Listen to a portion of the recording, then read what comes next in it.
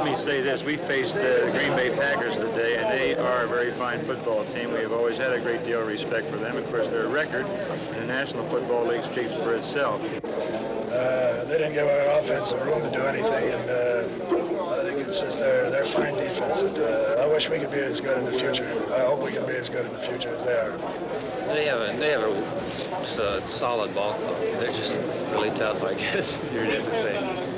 I felt it was a day for me, a day of learning. There's no doubt about it. Darrell deserves a lot of credit under extreme pressure. I think he showed a lot of poise. He certainly has done a fine job for us this year, and he realizes he still has a lot to learn. We all do, and I think... For the Oakland Raiders of the American Football League, the 1968 World Championship game was a day of learning. For the Green Bay Packers of the National Football League, it was another day of victory. I just like to say that I'm real pleased with everything, and I'm very, very, very grateful, really, believe me. I think they got a great bunch of boys, and they simply deserve what they got. The Packers' reward was the biggest football can offer, a world championship. For the second straight year, Coach Vince Lombardi received the championship trophy from Commissioner Pete Rozelle. Lombardi, second world championship. I hope this is a habit. It's become a semi-habit, Vinny. Congratulations for the second year in a row. Wonderful performance by a fine football club and a great coach.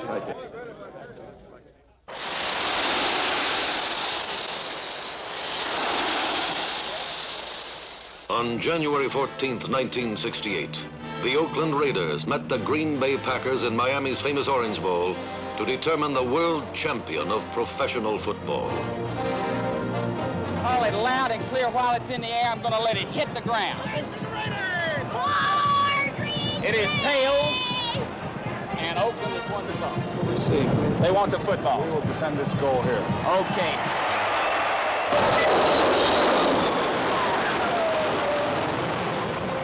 Taking quite a bit of time in the huddle, and it figures these are devious pass routes on a 3rd and 16 situation.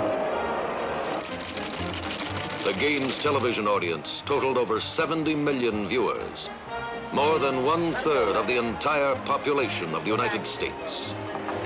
From high above, from these beautiful skies over Miami, we look down on the Orange Bowl. Right from the beginning of the game, there was a sense of superior Packer power, grown strong but not fat on history. The first time Green Bay got the ball, quarterback Bart Starr directed them to the Oakland 32-yard line.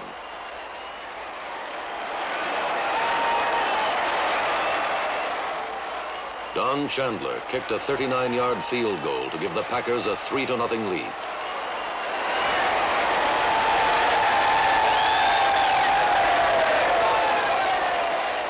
Near the end of the first period, Starr began another march into Oakland territory. The longest gains in this drive were a 17-yard pass to split end Carroll Dale and a 14-yard run by Starr himself.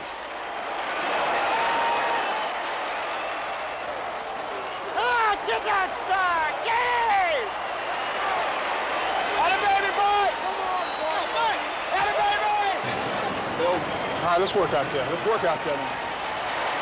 At the outset of the second quarter, Chandler kicked another field goal, this one from the 20, and Green Bay moved ahead 6-0. Hey, anytime you have a tight 40L and anytime they come in with a tight U, you have to get a call back on the weak side. Throughout the season, Oakland's defensive line, led by Big Ben Davidson, had consistently put pressure on opposing passers. Confident of this rush from the front four, Oakland's cornerbacks developed the habit of playing pass receivers extremely tight to cut off the short pass, assuming that there wouldn't be a long one. This tactic cost them a touchdown in the middle of the second quarter when Starr on first down found Boyd Dowler deep down the middle for a 62-yard touchdown.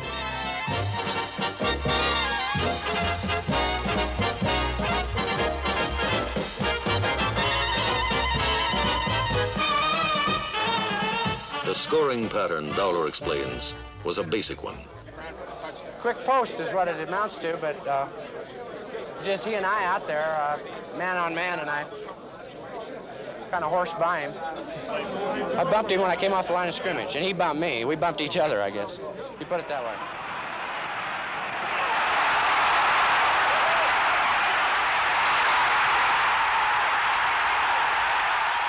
The Raiders were behind 13-0. But if they were impressed, they did not act it. Hit him from behind like this on top and throw him down. Darryl LaMonica, their young quarterback, went to work with poise and efficiency. He ran Hurett Dixon and Pete Banaszak into the line, and for the first time in the game, they made good yardage. LaMonica then switched to his passing game and moved the Raiders to the Packer 23 with 2 well-directed throws.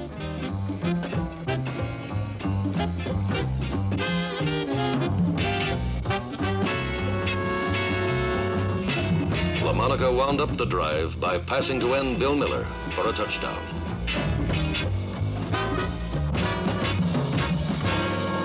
The strategy which resulted in Oakland's first score is worth reviewing. The touchdown play came out of a double wing formation that was designed to flood the left side of Green Bay's secondary with 3 potential pass receivers.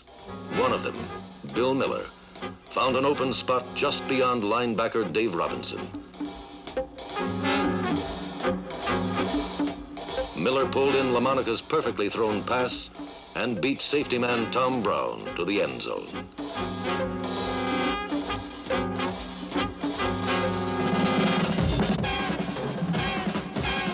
Miller's touchdown cut the Packer lead to 6 points. And at this juncture in the game, the Raiders gained the momentum. Get a rush in there now. That's the way to hit him. That's the way to hit him. Way to go. Oakland's defense broke down Green Bay's blocking and forced the Packers to punt from deep in their own territory. But Oakland was denied an excellent scoring opportunity when Roger Byrd fumbled Donnie Anderson's short punt, and the Packers recovered.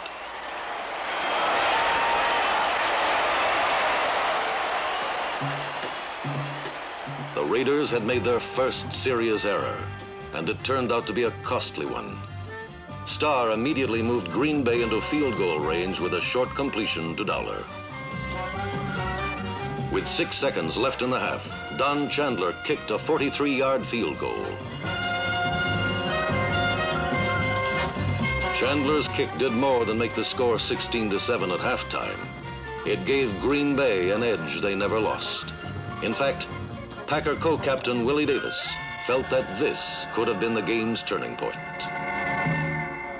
Specific turning point, I thought maybe when we got the field goal right before the half, instead of them having the ball at midfield, maybe in trying a field goal, we had it and got a field goal and put us 16-7, and I think this made a big difference because they possibly could have completed a ball and got maybe a field goal and would have tightened the score.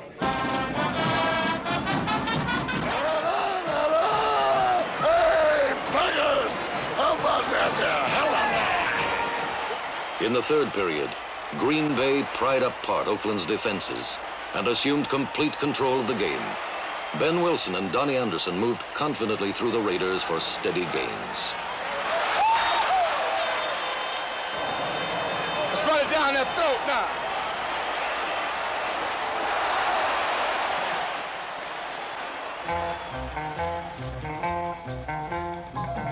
But it was Bart Starr's passing, and as important, his selection of passes, that made the difference. Starr provided the game clincher on a call that is, for him, standard operating procedure. It was 3rd and 1 on the Green Bay 40.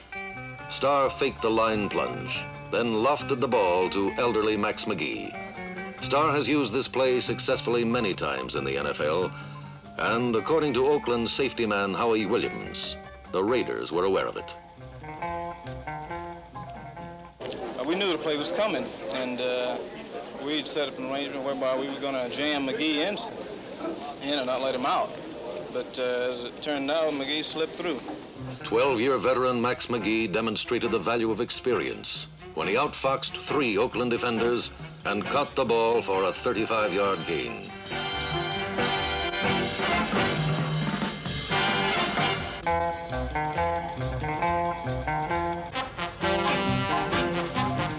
Donnie Anderson caught a shorter pass and brought Green Bay to the Oakland 1. 2 plays later, Anderson cantered into the end zone for Green Bay's 2nd touchdown. Anderson's run made it 23-7. And at that moment, everyone understood that the outcome for all purposes had been determined, and Green Bay would be champion again. Well, I think very definitely they put the frosting on the cake. At that time, we did have a lead, but instead of having maybe just a shaky lead, all at once we had a good, secure lead. And I think that, as far as I'm concerned, this was the first time I really felt that maybe things were on easy street.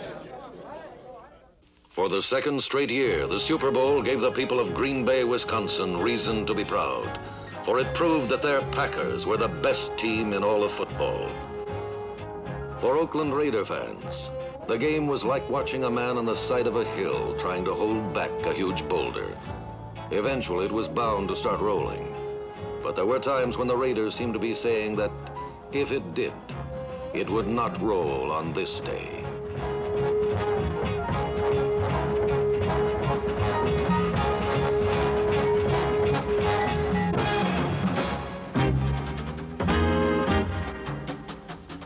Several times during the first three quarters, Oakland's defense shut down Packer marches deep in Raider territory.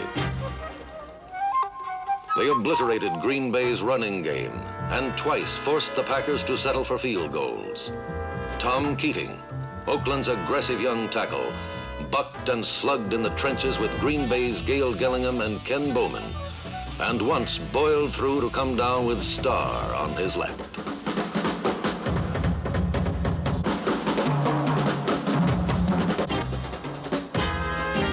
Of Oakland's front four, Keating was the one who caused the most trouble for the Packers.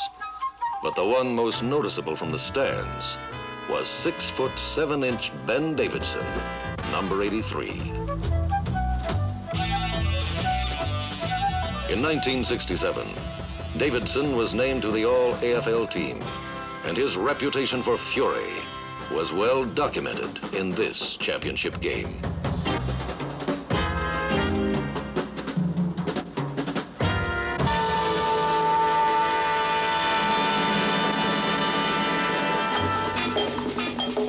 On offense, Oakland was not as impressive, although there were several outstanding individual performances. Uriah Dixon, the Raiders' big fullback, was the team's leading ground gainer. In the third period, his bludgeoning legs accounted for all of Oakland's yardage.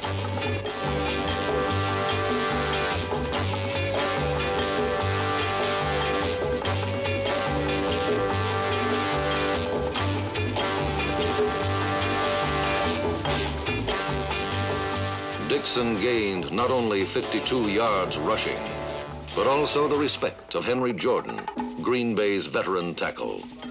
Well, he's one of the hardest runners we've met. I won't say he is the hardest because it's hard to compare, but he was doing some real good running out there. In fact, he did a lot just on his own, you know, with no blocking. In Oakland's offensive line, the most noteworthy performance was turned in by a rookie guard, Gene Upshaw, number 63. Upshaw blocked superbly all day, and not once did he permit Henry Jordan, number 74, to get to the passer. The Raiders, as they clearly demonstrated in this game, have the enthusiasm, muscle, and size to become a truly superior football team. All they lacked, and it was a noticeable lack on this Sunday, was the Packer experience. The Raiders are a young team, and their greenish hue became very apparent in the harsh light of a championship game.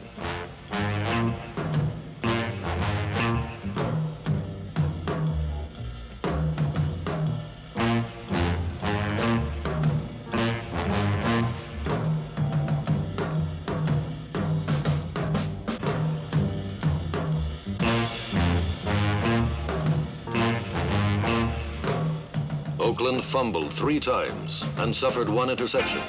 Green Bay capitalized on nearly every mistake and won the game with professional efficiency. At the heart of Green Bay's precision attack was quarterback Bart Starr. Poised in the face of Oakland's furious rush, Starr picked his plays well, with his usual self-assurance and almost instant recognition of defenses.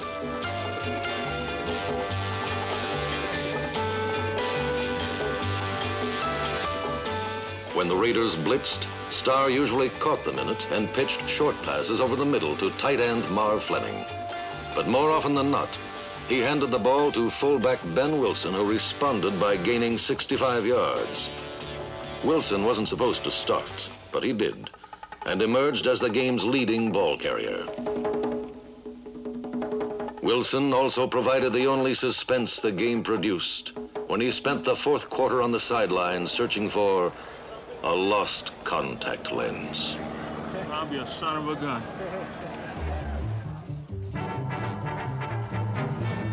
Although Green Bay's steady ball control offense was effective, it was the defense which established the dominance of the Packers over the Raiders. It was written before this game that the Packers live by their defense. On this Sunday, the Raiders may have died by it. Willie Davis is 32 years old, and he is, in a sense, the guts of the tough Green Bay defense. He is listed in the Packer roster as weighing 245 pounds, but he charges as if he weighed twice that much.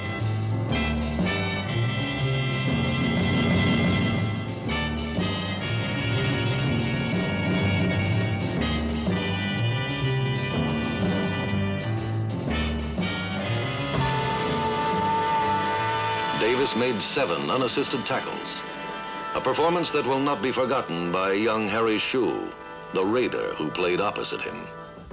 The greatest that I have come against. He taught me a few lessons today that I won't forget. Davis explains that Green Bay's defensive strategy was to stop Oakland's outside running. Running outside had been their strongest suit, and I think this was the thing that we had to do early in the ball game, was cut off the outside run, which we were able to do. And I think this made a difference. In the meantime, our offense got some points on the board, and of course, they were in a different situation. Green Bay's defense is based on the biggest and best set of linebackers in football. At one corner is Leroy Caffey, number 60, mean and expert after 5 years of consistent play in the NFL.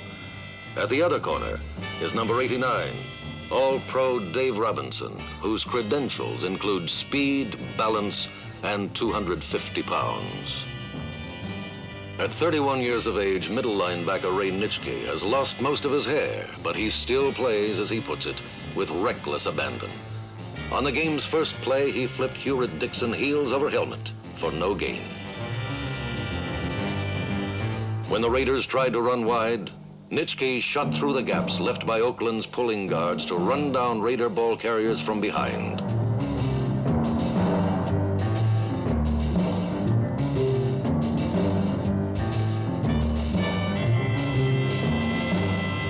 Time after time, Nitschke, Robinson, and Caffey demonstrated their remarkable talent for lateral pursuit.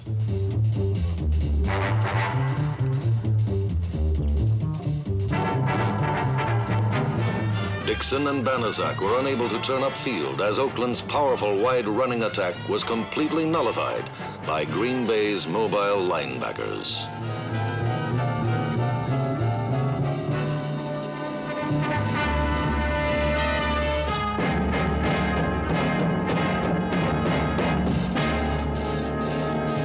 Green Bay's exacting secondary proved just as effective against Oakland's passing game. Through 3 quarters of play, they permitted the Raiders only 7 pass completions. Cornerback Herb Adderley intimidated Oakland's receivers with his savage tackling. And in the 3rd quarter, he drove down the last firm nail in the Raider coffin when he intercepted a pass and raced 60 yards to the Packers' final touchdown.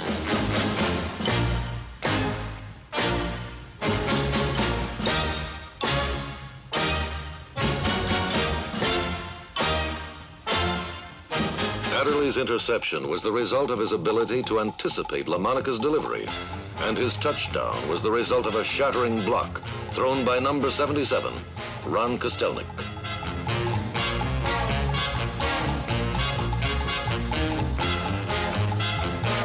Adderley's score, coupled with Don Chandler's 4th field goal, gave the Packers a 33-7 lead.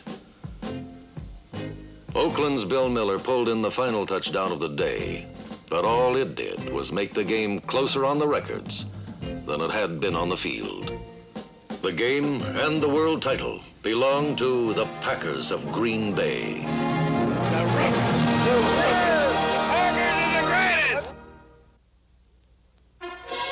In the final analysis, the 1968 World Championship game will not be remembered for what happened on the field. It will not be remembered for its spectacular plays, its strategy, or its violence. It will be remembered as the end of an era in professional football. For on this day, Vince Lombardi earned his final victory.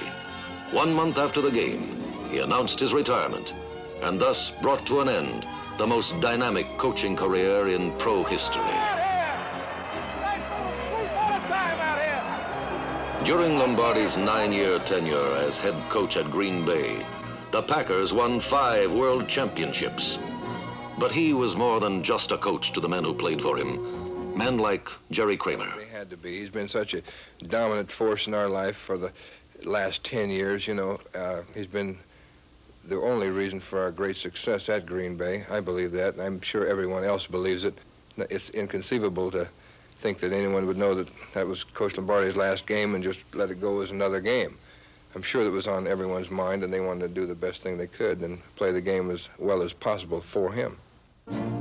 And so, on this, Vince Lombardi's final afternoon as coach, the Packers were motivated by something far stronger than pride or prestige or money. The real turning point of this championship game did not occur on the field. It was not the result of a good kick, a fine run, a hard tackle, or an accurate pass. It occurred in the locker room at halftime, and it was the result of a few words. We had all been pretty aware of the fact that Coach Lombardi was thinking very, very seriously about retirement. And while many of us cuss him or call him names or a number of things, it's something like you might do with your family. You can call your brother something, but don't let anybody else call him the same thing. This is the same way with Mr. Lombardi. We can cuss him, but don't let anybody else holler at him. And we all felt that this was going to be his last game. And I said to the fellas, I said, look, we got 30 more minutes this year. I said, let's give it to the old man. Let's play the last 30 for the old man. That's about all I said.